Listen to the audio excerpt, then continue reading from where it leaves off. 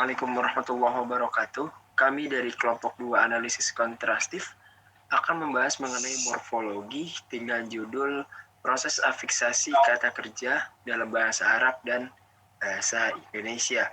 Sebelum kami mulai, kami akan memperkenalkan diri dulu. Kami terdiri dari 5 orang. Pertama ada saya sendiri, Muhammad Syamsuri Sidik. Ada Layali Hilwah, ada Lisa Almadira, ada Nabila Ramadhani, dan juga Nadifa Dianvianti.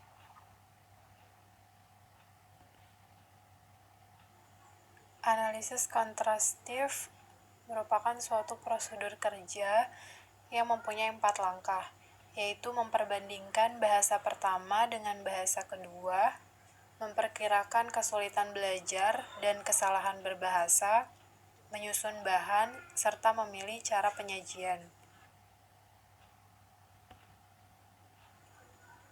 Pada pembahasan kali ini, kami akan membahas morfologi. Morfologi dalam bahasa Arab kita kenal yaitu sorof. Sorof merupakan ilmu yang mempelajari tentang bentuk-bentuk dari suatu kata dan perubahan keadaan suatu kata yang tidak dipengaruhi oleh i'rab dan bentuknya. Dalam morfologi ada yang namanya proses afiksasi, yaitu diistilahkan dengan ahrufu az-ziyadah, yaitu huruf-huruf tambahan yang masuk dalam kata bahasa Arab sehingga dari penambahan tersebut akan muncul berbagai makna.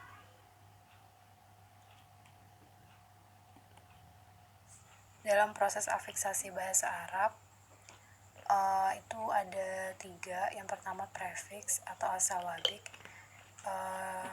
Kita lihat pada tabelnya. Di sini ada contoh kata nasoro, dimasuki dengan berbagai macam huruf. Yang pertama nasoro ditambah huruf ya di awal katanya menjadi ansuru. Kemudian nasoro ditambah ta di depannya menjadi tansuru. Nasoro ditambah alif menjadi ansuru, dan nasoro ditambah nun di awal katanya menjadi nansuru. Selanjutnya yaitu sufiks yang dalam bahasa Arab disebut dengan lawahik. Sufiks ini menambah huruf di akhir kata. Kita bisa lihat dalam tabel berbeda bentuknya karena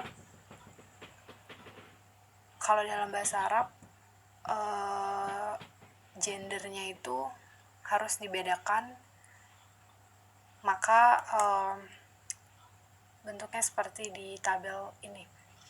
Nasoro dimasuki alif menjadi nasoro, nasoro dimasuki wawu dan alif nasoru, nasoro dimasuki ta sukun menjadi nasorot, nasoro dimasuki ta alif menjadi nasorota, nasoro dimasuki nun menjadi nasorna, nasoro dimasuki ta berharokat fathah menjadi nasorta, nasoro dimasuki ta mim dan alif menjadi nasortuma, nasoro dimasuki ta dan mim menjadi nasortum, nasoro dimasuki ta berharokat kasrah menjadi nasorti, nasoro dimasuki ta dan nun bertasydid menjadi nasortunna, nasoro dimasuki ta berharokat dhamma menjadi nasortu, dan nasoro dimasuki nun dan alif di akhir katanya menjadi nasorna.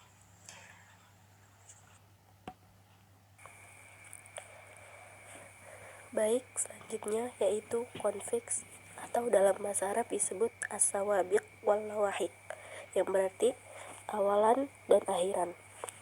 Kita ambil contoh dari verba dasar nasoro yang diberi konfiks ya di awal dan alif dan nun di akhir, yang berarti yang dibaca yansuroni, yang berarti dua orang menolong. Terus kemudian nasoro dengan konfiks ya dan wawu nun menjadi yansuruna. Begitupun dengan konfiks ta dan alif nun menjadi tansuroni. Lalu dengan ya dan nun menjadi yansurna. Kemudian dengan konfiks ta dan waw dan nun menjadi tansuruna. Kemudian dengan konfiks ta dan ya nun menjadi tansurina. Kemudian dengan konfiks ta dan nun menjadi tansurna, yang menjadi perubahan dalam segi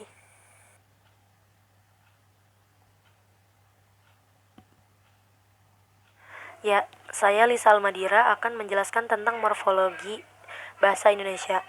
Morfologi berarti cabang ilmu bahasa yang mempelajari seluk-beluk bentuk kata dan perubahannya, serta dampak dari perubahan tersebut terhadap arti atau makna kata tersebut. Ramlan menjelaskan tentang pengertian morfologi, yaitu bagian dari ilmu bahasa yang mempelajari seluk-beluk bentuk kata serta perubahan bentuk kata terhadap arti dan golongan kata. Dalam bahasa Indonesia sendiri, terdapat 4 bentuk kata, yaitu bentuk dasar, yaitu contohnya belanja. Yang kedua, bentuk kata berimbuhan, contohnya berbelanja. Yang ketiga, contoh kata majemuk, yaitu sapu lidi. Yang keempat, yaitu kata ulang, contohnya berbondong-bondong. Selanjutnya, afiksasi. Afiksasi merupakan nama lain dari morfem terikat. Menurut Samsuri, afiksasi adalah penggabungan akar kata atau pokok kata dengan afiks. Afiks sendiri itu ada 3 macam, yaitu awalan, sisipan, akhiran. Afiks yang terdapat di awal yaitu prefiks.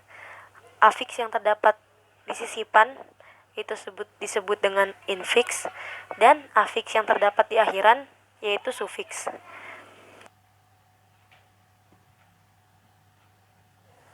Prefiks ada 5 bentuk. Yang pertama, prefiks be. Prefiks be akan berubah menjadi awalan be jika kata tersebut diawali dengan huruf R dan suku kata pertama diakhiri dengan ER yang di depannya konsonan.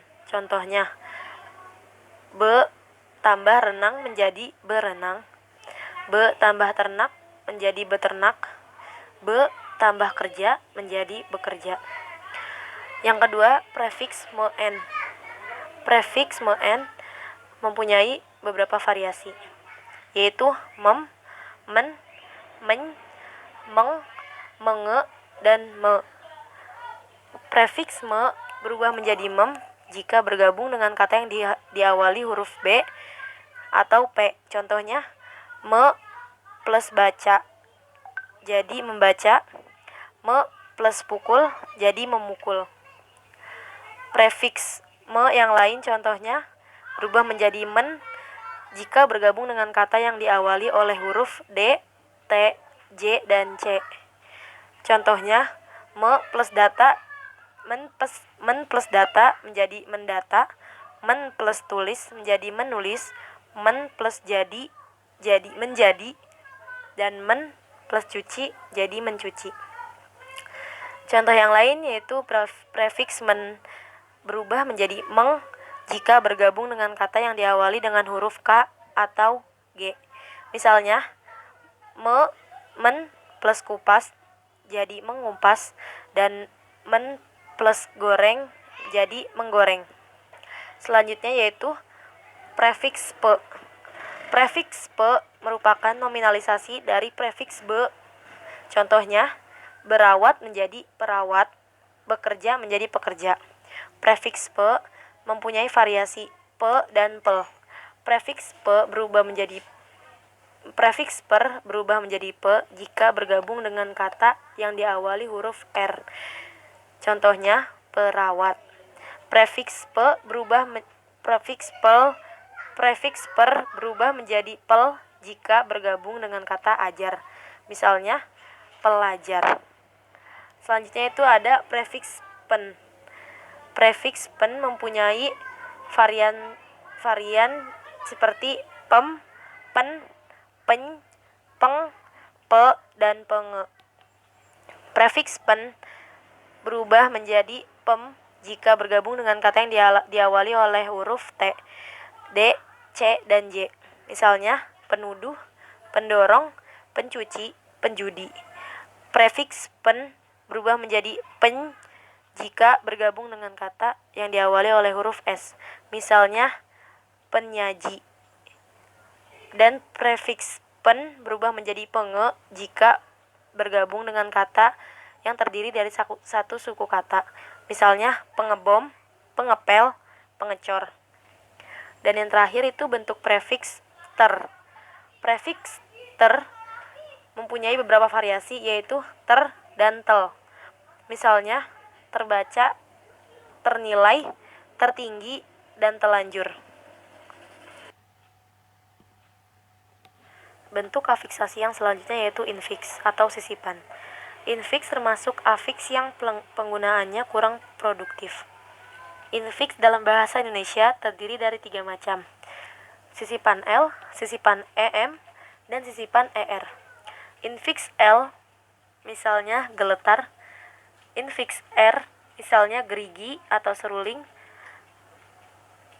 Infiks M misalnya gemuruh atau gemetar. Yang ketiga yaitu bentuk sufiks atau akhiran. Sufiks dalam bahasa Indonesia mendapatkan serapan asing seperti wan, wati, man. Adapun akhiran yang asli terdiri dari akhiran an, akhiran kan, dan akhiran i. Sufiks an misalnya ayunan, pegangan, makanan. Sufiks i misalnya memagari, memukuli, meninjui.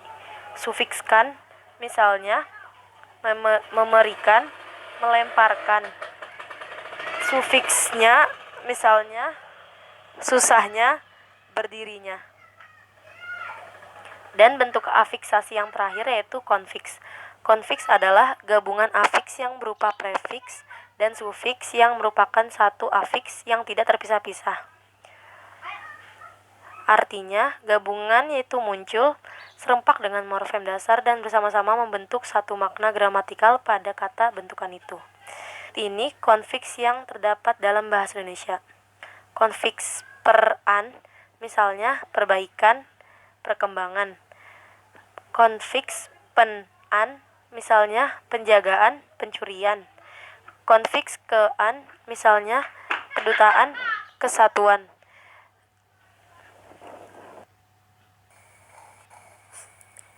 Baik, yang selanjutnya yaitu persamaan analisis kontrastif bahasa Indonesia dan bahasa Arab. Dalam hal ini yaitu kita membahas tentang afiksasi atau imbuhan.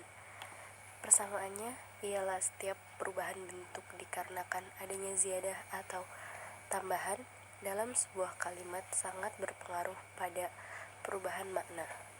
Contoh dalam bahasa Indonesia yaitu makan.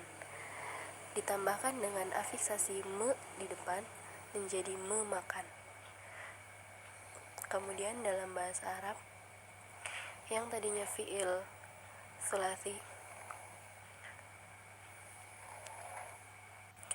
dan dalam bahasa Arab contohnya karuma mulia ditambahkan ziyadah alif di depan akroma menjadi berarti memuliakan.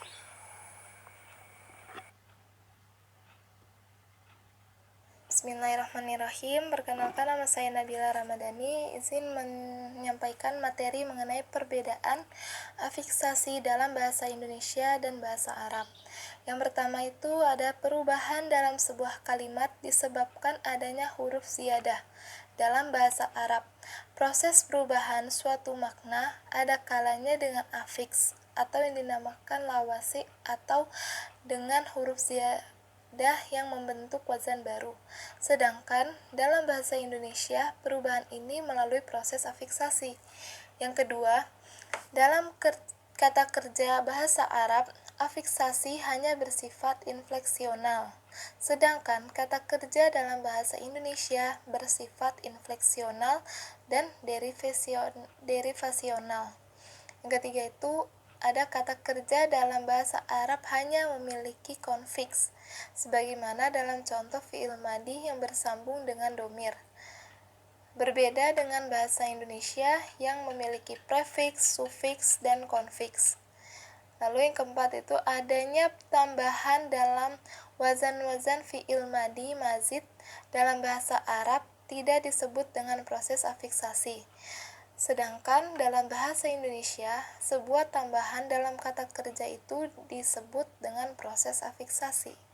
Yang kelima, dalam bahasa Arab, tujuan ditambahkannya afiks seperti huruf alif, waw, dan ta adalah untuk menunjukkan subjek yang tersimpan atau fa'il mustatir pada kalimat fi'il madi, sehingga dalam segi makna subjek dan predikat sudah terbentuk dalam satu kata.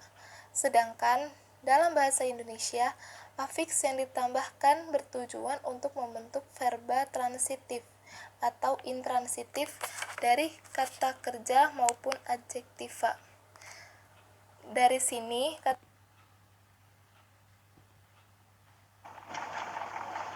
Baik, kali ini saya akan menjelaskan mengenai prediksi, kemudahan, dan kesulitan serta solusi yang dapat diterapkan. Yang pertama, mengenai prediksi itu ada kesalahan dalam penggunaan kata. Itu bisa disebabkan karena kata-kata dalam bahasa Arab selalu terikat oleh timbangan yang sangat banyak atau biasa kita sebut dengan wazan. Di samping itu juga harus memperhatikan jenis kata, jumlahnya, dan waktu yang diinginkan. Kemudian kesalahan dalam menggunakan tanda baca atau harokat. Nah, kesalahan dalam penggunaan tanda baca atau harokat itu sangat mempengaruhi. Apalagi dalam bahasa Arab itu terdapat 2 harokat, gitu. Sedangkan dalam bahasa Indonesia itu tidak ada seperti itu. Nah, kemudian apa aja sih solusi yang dapat diterapkan? Nah, kami memiliki 3 solusi yang dapat diterapkan bagi guru nantinya dalam mengajarkan hal ini. Yang pertama, memberikan pengertian kepada siswa tentang kata ganti dalam bahasa Arab. Jadi dijelasin dulu nih tentang apa sih itu kata ganti. Nah, itu yang dijelaskan dulu kepada siswa nantinya. Terus kemudian setelah udah dijelaskan, apalagi yang harus diterapkan? Nah, memberikan latihan-latihan pada siswa dengan cara menyimak dan mengulang. Karena ada pepatah bilang, bisa itu karena terbiasa. Bagaimana cara membiasakannya? Yaitu dengan selalu menyimak dan selalu mengulang materi tersebut. Kemudian yang ketiga, memberikan penjelasan tentang penerapan semua kata ganti dalam kalimat. Dalam kaitannya ini sebagai subjek kalimat, objek kalimat, dan atribut kepemilikan. Baik, mungkin itu saja pemaparan dari kelompok kami. Bila ada yang salah mohon dimaafkan. Kalau ada yang kurang jelas boleh langsung di komen. Kritik yang membangun serta sarannya kami nantikan. Terima kasih. Demikian dari kelompok kami. Assalamualaikum warahmatullahi wabarakatuh.